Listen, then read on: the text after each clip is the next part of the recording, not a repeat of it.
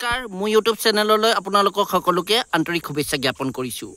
আজি মই এনেকুৱা এখন ঠাইত উপস্থিত হ'লোঁ যিখন পৃথিৱী বিখ্যাত লগতে অসমৰ বিখ্যাত বিশ্ব গৌৰৱ। সেইখন ঠাইখনে হৈছে গৰমপানী উহ। গোলাঘাট জিলাৰ পৰা প্ৰায় 30-40 কিলোমিটাৰ নিলগত অৱস্থিত গৰমপানী উহ আৰু এই নামবৰ হাবিৰ মাজত এই গৰমপানী উহ আৰু এই পুখুৰীটো বা এই গৰমপানী উহ চাবলৈ দেশ বিদেশৰ পৰ্যটক আকৰ্ষণ কেন্দ্ৰস্থল হৈ পৰিছে।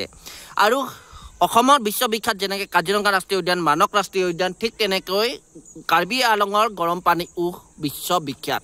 আপোনালোকে আহিব, আপোনালোকে চাব, 24 ঘণ্টাই দিনে ৰাতিয়ে তলৰ পৰা পানীটো বুৰবুৰণি হৈ গৰম পানী ওলাই থাকে, নিতৌ গৰম পানী ওলায়। সেয়ে এই ঠাইখনৰ নাম গৰমপানী হ'ল। এয়া চাওকচোন কি আকৰ্ষণীয়, কি আচৰিত বস্তু, কি ভাবিবলগীয়া বিষয় নহয়নে বাৰু? এয়া হৈছে গৰমপানী উহ। আপোনালোকে চাব, এয়া দেখুৱাইছোঁ আপোনালোকক চাৰিওফালৰ পুখুৰীটোৰ দৃশ্য।